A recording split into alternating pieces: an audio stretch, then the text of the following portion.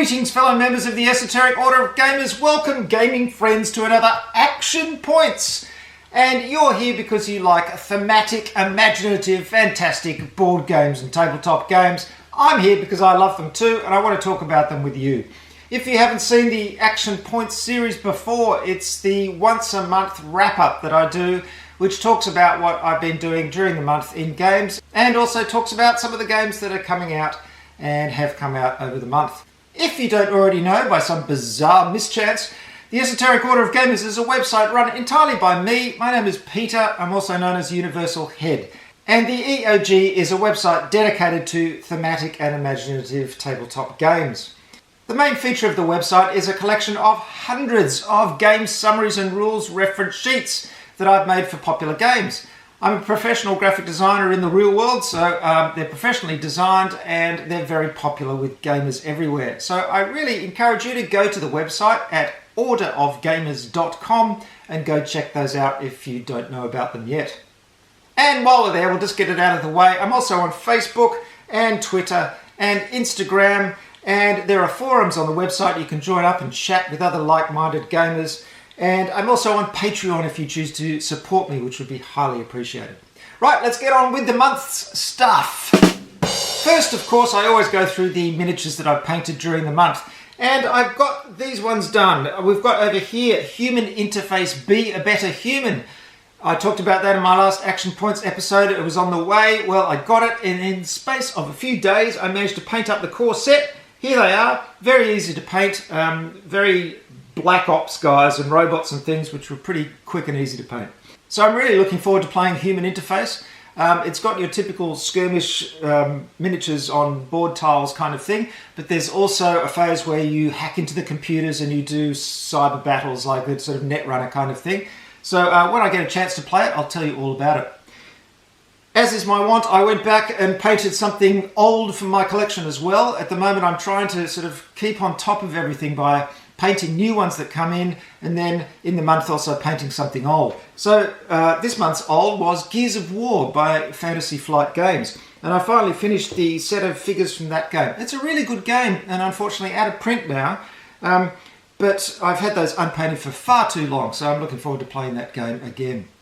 The other little project I got started on was doing the character figures from Scythe, so I'm into that. Hopefully that will be finished by the next Action Points. What have I been playing during the month? Well, Occo Chronicles I've played a few times. It's a really good game, though unfortunately the rules are a bit of a mess. I'm sorting all that out with my rules summary. I recently discovered that there's a crucial rule in the book that's completely wrong, but I'm fixing that in my summary. So if you go and download my Occo Chronicles rules summary, you'll get the latest up-to-date version of the rules and you'll know you'll be playing it properly.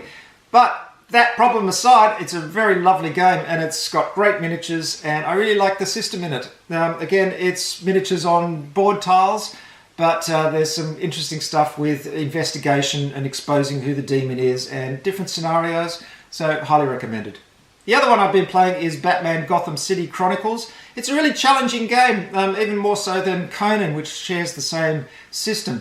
It's interesting in that the scenarios are very tight, and as the superheroes you really have to go straight for the scenario goals. You can't muck around killing goons. You have to choose the right gear and you have to cooperate.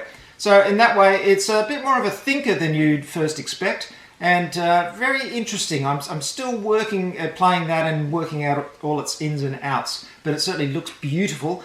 I've painted most of the core set and there's many more miniatures to paint for that one, but they're fun to paint. Another one I got to the table again was Monsterlands. I've plugged that one before and it's a great little game if you haven't checked it out first. No miniatures this time, just beautiful production, and it's a sort of dice placement game where you hire mercenaries and then go out into the wilderness to capture or kill monsters. Check it out, it's really fun. Now you might know that I don't promote a lot of Kickstarter campaigns. There are just so many of them out there all the time. However, occasionally I'm contacted by someone and I look at the game and I think, oh, I'd like a copy of that. That looks really good. And that's when I want to tell you about it. And that was the case for Game Week Games, who are an indie game publisher. They wrote to me to tell me about their new game called Innsmouth 32. Now this is part of a range of games. They've done 2 in the past before. And the range is called the Shuffling Horror series. It's a card game, and it's a very cinematic game. You have one person who's the director, the other who are the players, and you deal out cards, and it's very much like a film. So in their earlier ones, they had one which was about zombies, based on the classic sort of Romero zombie films of the 60s. And the other one was based on pulp 50s sci-fi films. This one, of course, is based on the Cthulhu mythos and Lovecraft stories. And it's about a group of students and academics on a bus taking a wrong turn and ending up in Innsmouth, where, of course, horror ensues. The artwork is by the same artist who worked on Rise of Cthulhu, the card game, which I've got around here somewhere. Where is it? It's up there anyway. And it's fantastic comic book artwork. I really like the whole cinematic approach to the thing. You're creating a film. It looks a lot of fun. Now, I haven't played it yet, of course, but it just looks really good. The thing is, their campaign is only halfway there, and there's only about 12 days to go, so do go check it out. I think it's worthwhile. I'll put a link to it in the show notes. That's Innsmouth 32 by Gamewick Games. Another one on Kickstarter is Etherfields, or Etherfields, probably. Etherfields? Yeah, that sounds better. It's by Awaken Games. Now, Awaken Games has done some pretty amazing stuff. They did the This War of Mine board game, and they also have done Tainted Grail, which I've backed, but they're still working on now. Nemesis is another one by them, which has had very positive reports. I'm still waiting for that because I plumped for the get it all in one go option. So they do some very imaginative thematic stuff with good miniatures. Etherfields looks pretty amazing too. It's a system they've created called a Dream Caller system. It's co-op and solo, 1 to 4 players. There's deck building in there. It's already got to over $3 million US. Wow. And there's gazillions of cards. It looks like a very card-heavy system, but it's got some beautifully detailed miniatures as well. Check it out, Awaken Games, Etherfields, or Etherfields if you prefer. Now on to games coming in the future. Simon have announced, in partnership with a company called Explored, a gaming console called Teburu, which is Japanese for table. And it is like a thing that you put on the table and then you put your board on top of it. And the surface reads where your pieces are and transmits all this information to an app. So it can keep track of where everything is and what's going on, and it can take care of the rules and add story elements and campaign elements and things like that. They're talking about it as the next evolution in board games. Who knows? It looks interesting. It's got wireless dice in it as well. Now, personally, I love the very tactile, analog nature of board games, and I'm always wary when it comes to these app-driven games and things like this. But I'm also very open-minded. I just love to check them out and see what they're like. The possibilities are endless. So who knows what this is going to be like. I think it will be showing at Gen Con this year. Gen Con in Indiana, by the way, is August 1st to 4th. So you may even be there as you watch this. So if you get a chance, go and check it out and let me know. I'm really curious to see what it's like. Another game that's coming very soon is from Games Workshop, and it's called Warcry. And it's kind of their kill team version for Age of Sigmar. So it's all about small war bands fighting on a smallish area with lots of terrain. Apparently it's very cinematic, and I was very surprised to discover that it doesn't use the usual Games Workshop roll to hit, roll to wound, roll to save system, which I find very clunky and dice heavy.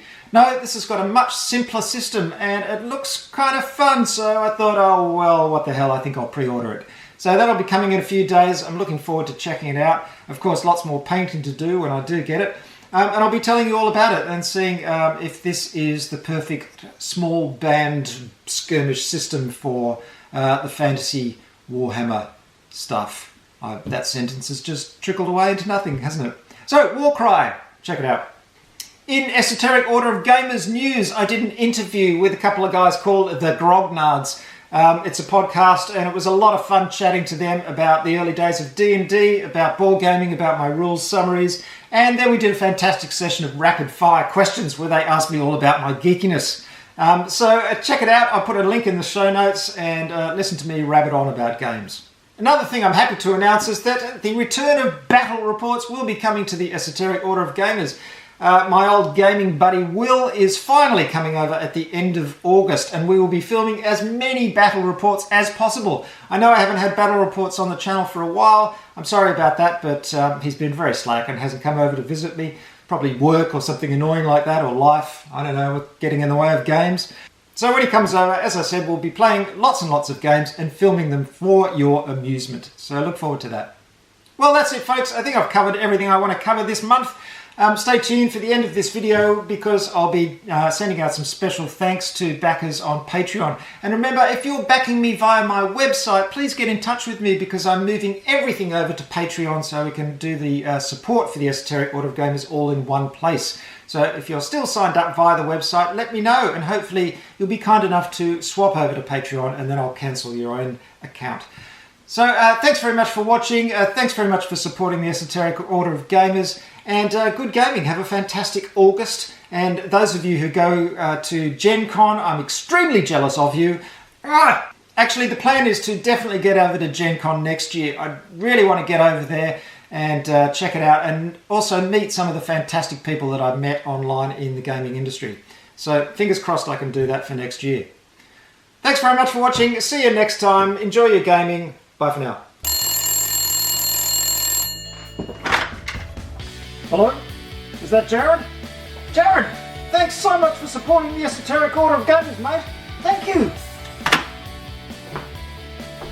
Dear Anthony, I really appreciate you supporting the Esoteric Order of Gamers. Thanks! Don't forget, folks, on the Esoteric Order of Gamers Patreon page, there are special reward tiers depending on how much you choose to support the EOG. So if you subscribe at steward level or above, which is $5 per month, you not only get a call out on an Action Points episode, but you get a free bonus video every month that only Patreon subscribers of that level or above get to see. And there are even more bonuses at higher levels. So check out the Patreon page at patreon.com/esotericorder. Thanks.